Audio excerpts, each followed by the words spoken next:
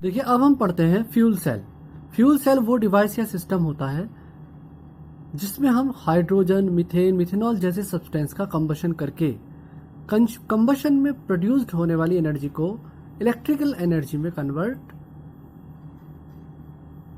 करते हैं या किसी और पर्पस के लिए यूज करते हैं। कंबशन रिएक्शन भी रिडॉक्स रिएक्शन ही होती है। इसमें सबसे ज़्यादा कॉमन और यूज में आने वाली फ्यूल सेल है हाइड्रोजन ऑक्सीजन फ्यूल सेल।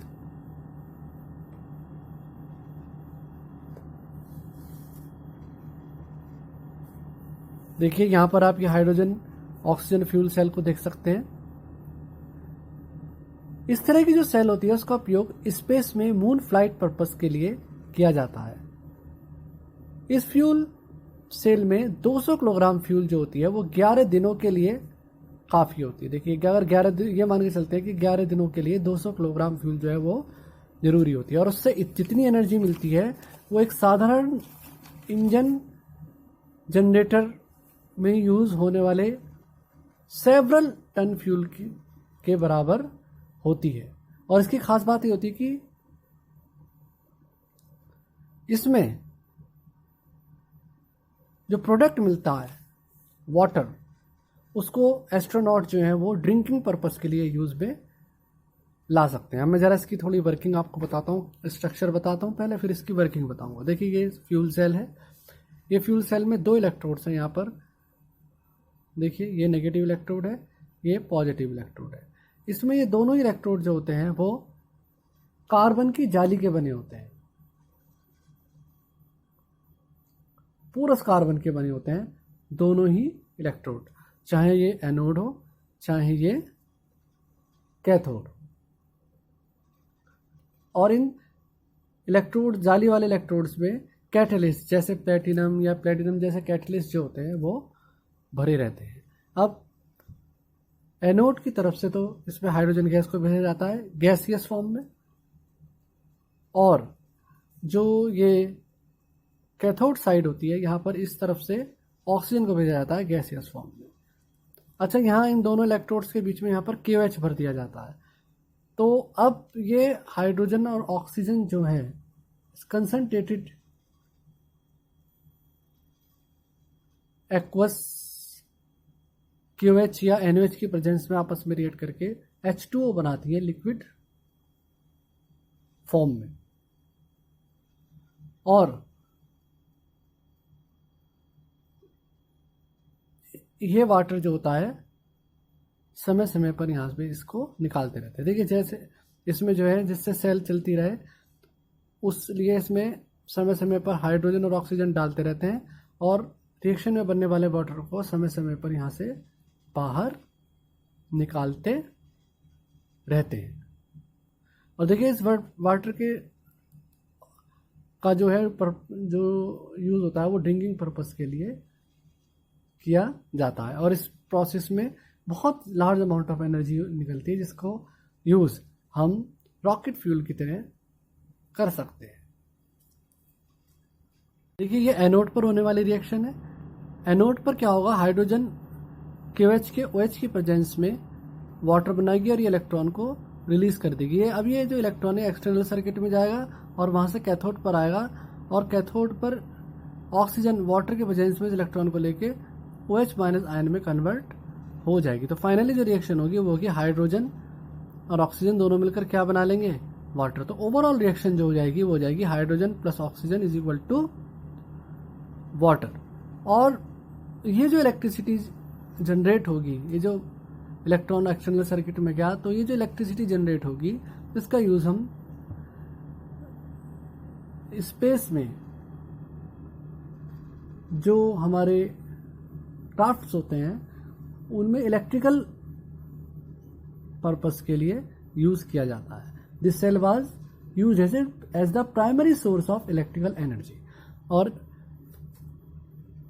इसमें 200 किलोग्राम फ्यूल इतनी इलेक्ट्रिसिटी जनरेट करता है जितनी कोई जनरेटर हजारों टन फ्यूल खर्च करके पैदा करेगा। तो ये बहुत ज़्यादा एफिशिएंट एक फ्यूल सेल होती है। अब देखिए difficulties in the construction of fuel cell. देखिए सबसे पहले डिफिकल्टी तो इसमें यही है कि इसमें 3 फेजेस का एक साथ में कॉन्टैक्ट में लाना जरूरी होता है। देखिए हाइड्रोजन और जो ऑक्सीजन है वो तो गैसियस फॉर्म में है, जबकि जो कैटलिस्ट है वो सॉलिड फॉर्म में होता है और वाटर जो है वो लिक्विड फॉर्म में बनता है। तो इन तीनों फेजेस को एक साथ मैनेज करने में थोड़ी दिक्कत आती है। फिर जो इलेक्ट्रोलाइट होता है उसकी करोसिवनेस होती है जिससे सेल खराब होने का खतरा रहता है। फिर दूसरी बात ये कि जो ये कैटलिस्ट है प्लेटिनम ये बहुत महंगे होते हैं। दूसरा और लास्ट में जो एक बात आती है वो ये है कि problem of handling gaseous fuel at low temperature और हाई प्रेशर। देखिए हाई प्रेशर और लो टेम्परेचर वाली कंडीशन स्पेस में रहती है, तो ऐसी कंडीशन में इन गैसियस फ्यूल को हैंडल करने में भी परेशानी आती है। डियर स्टूडेंट्स, अब हम पढ़ेंगे कि करोजन क्या होता है। देखिए आपने कई बार देखा होगा कि जब भी हम कभी कोई मेटल को नम वायु में खुला छोड़ देते हैं तो धीरे धीरे उस मेटल पर कोई पदार्थ जो है वो जम जाता है। जैसे कॉपर है, कॉपर के ऊपर ग्रीन कलर की लेयर जम जाएगी। सिल्वर है, सिल्वर के ऊपर ब्लैक कलर की लेयर जम जाएगी। आयरन पर ब्राउन कलर की लेयर जम जाती है। तो इस तरह से किसी मेटल को नम वायु में, डैम्प एयर में खुला छोड़ देने पर उस मेटल के ऊपर किसी नए पदार्थ का जम जाना, जिस कारण धीरे धीरे वो मेटल खराब हो जाता है। तो इस प्रोसेस को हम जो है करोजन कहते हैं। The process of slowly eating away of the metal due to attack of the atmospheric gases on the surface of the metal resulting into the formation of compound such as oxide, sulphides, carbonate, sulphate etcetera is called corrosion. और जो substance की layer जमती है ये substance sulphide, carbonate, oxide आदि हो सकते हैं। और यदि हम आयरन की बात करें तो देखिए जो आयरन में जो करोजन होता है उसे रस्टिंग ऑफ आयरन कहते हैं मेनली। और इसमें एक भूरे रंग का पदार्थ जो है वो जम जाता है आयरन के ऊपर, वो होता है iron oxide, hydrated iron oxide का Fe2O3 ये रस्ट का फार्मूला है। और ये की खास बात होती है कि बहुत धीरे धीरे पूरा सब्सटेंस होता है धीरे धीरे आयरन की सरफेस से झड़ जाता है, चिपकता नहीं है, नॉन स्टिकी होता है, जिससे जो आयरन की सरफेस होती है वो दोबारा से डंप एयर के लिए एक्सपोज हो जाती है। तो फिर दोबारा से इस तरह से जंग लगता है, फिर दोबारा वो लेयर उतर जाती है। इस तरह से धीरे धीरे धीरे करके सारा जो मेटल है वो खराब हो जाता है। बड़े बड़े पुल, बड़ी बड़ी मशीनरी जो है इस जंग लगने की वजह से खराब हो जाती है। अब हमें मेनली जो है आयरन की जो रस्टिंग होती है उसकी मैकेनिज्म को बहुत डिटेल में पढ़ना। देखिए 10th क्लास में भी हमने पढ़ा था, लेकिन इसकी मैकेनिज्म अब हम यहाँ पर 12th क्लास में आके पढ़ेंगे। देखिए हम जो करोजन की जो मैकेनिज्म पढ़ रहे हैं वो इलेक्ट्रोकेमिकल थ्योरी के अकॉर्डिंग पढ़ रहे हैं। इसमें क्या होगा कि सबसे पहले जो है मेटल की सरफेस पर कार्बोनिक एसिड बनेगा।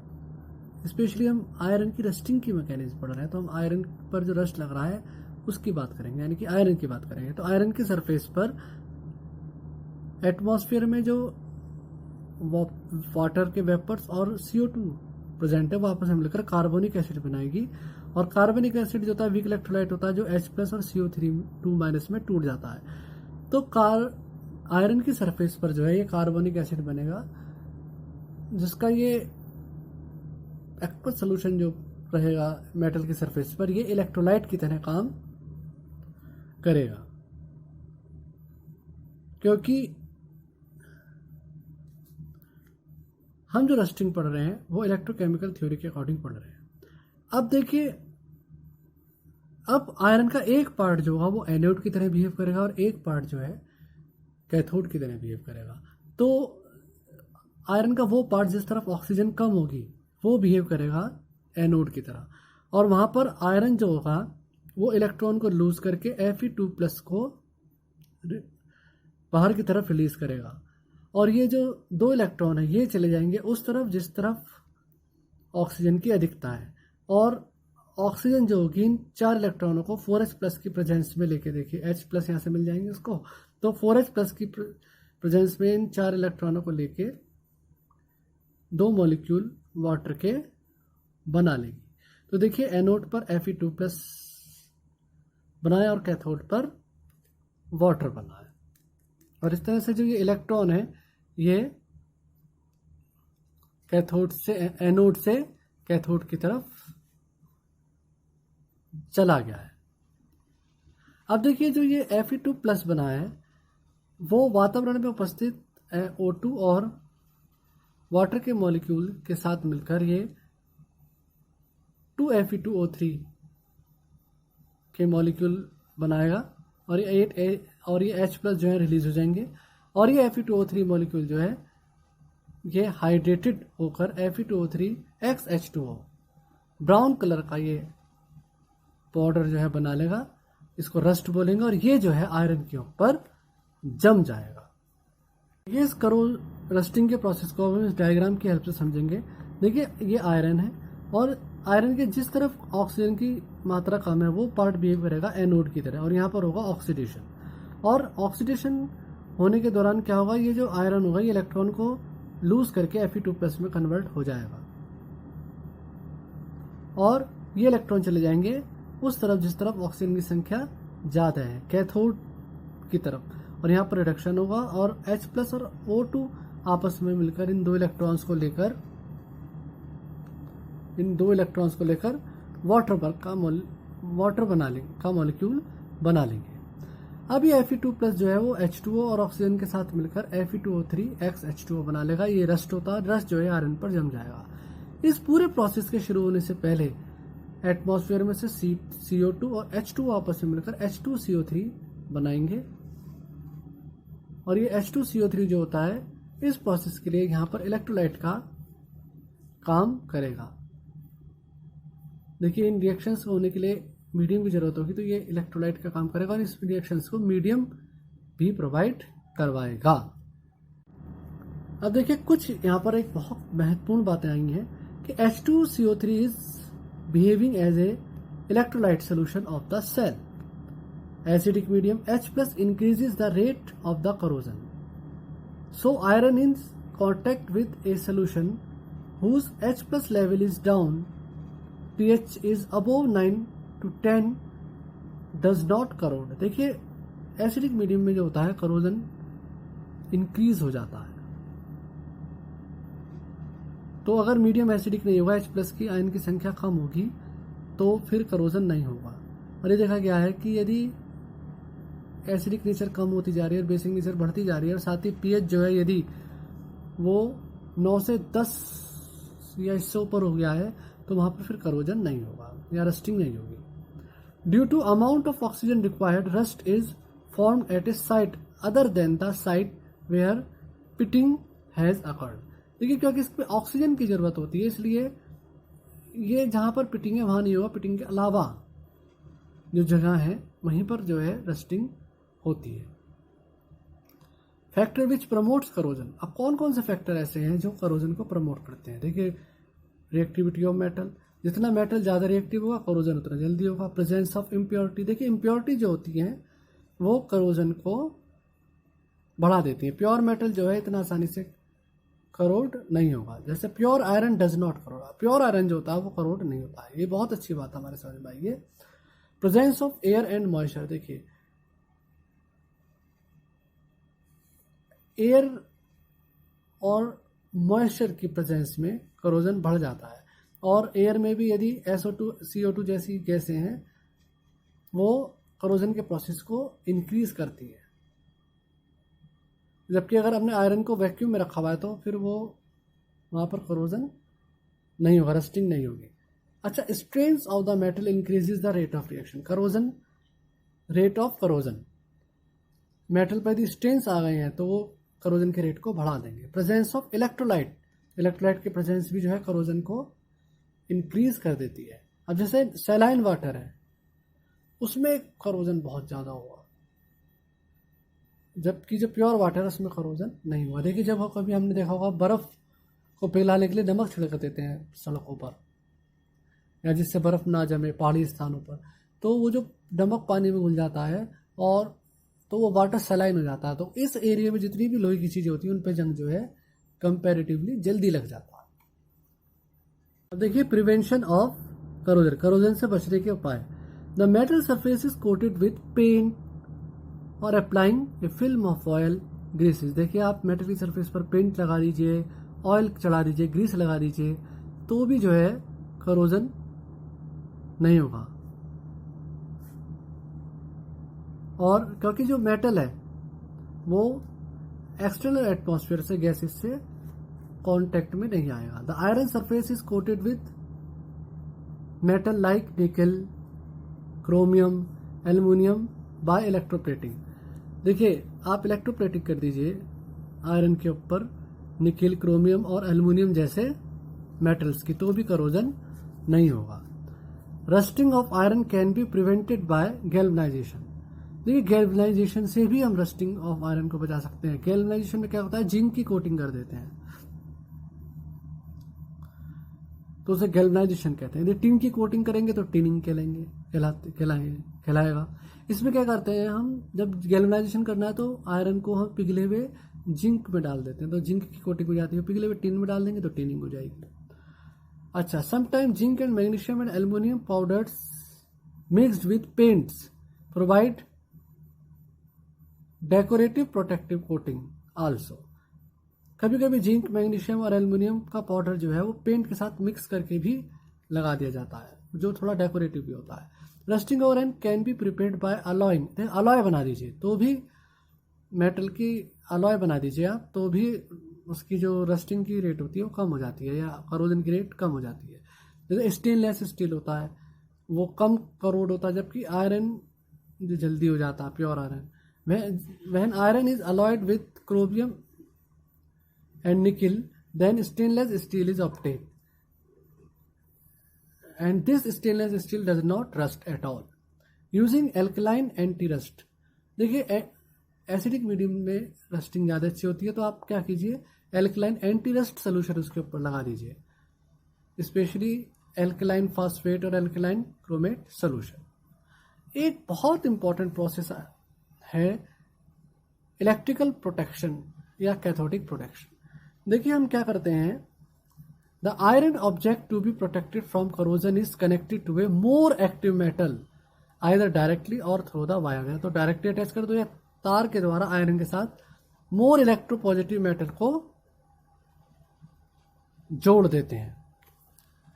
देखिए हमने जब रस्टिंग का प्रोसेस पढ़ा था तो हमने देखा था कि जो एनोडिक साइड थी उस पर आयरन ने इलेक्ट्रॉन को रिलीज कर फेरस आयन बना लिए थे, Fe2+ बना लिए थे। तो अब यहाँ पर हमने क्योंकि आयरन के साथ हाई रिएक्टिव मेटल को जोड़ दिया है, तो ये मेटल जो है ये इलेक्ट्रॉन लूज कर मेटल आयन को बना लेगा, Mg2+ को बना लेगा।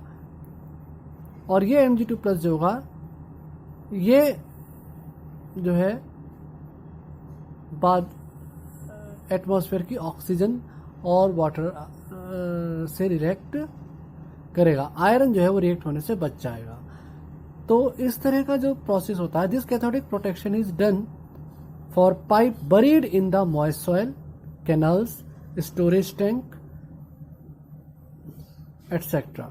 और इस प्रोसेस को सैक्रिफिशियल प्रोटेक्शन भी कहते हैं, क्योंकि यहाँ पर देखिए जो रिएक्टिव मेटल था उसने आयरन की जगह सैक्रिफाइस कर लिया। देखिए ये जो हमने मेथड्स पढ़े हैं ये स्पेशली आयरन ऑब्जेक्ट्स को प्रोटेक्ट करने के पढ़े हैं। देखिए अलग अलग मेटल्स के लिए और कई सारे तरीके हो सकते हैं। यहाँ पर हम आयरन को रस्टिंग से बचाने के जो तरीके हैं वो पढ़े हैं, और जो हमने मैकेनिज्म पढ़ी है वो भी स्पेशली आयरन की रस्टिंग की ही पढ़ी है। डिफरेंट मेटल्स में अलग करोजन होते हैं और अलग अलग तरह के प्रोडक्ट बनते हैं, उनके लिए मैकेनिज्म अलग भी हो सकती है।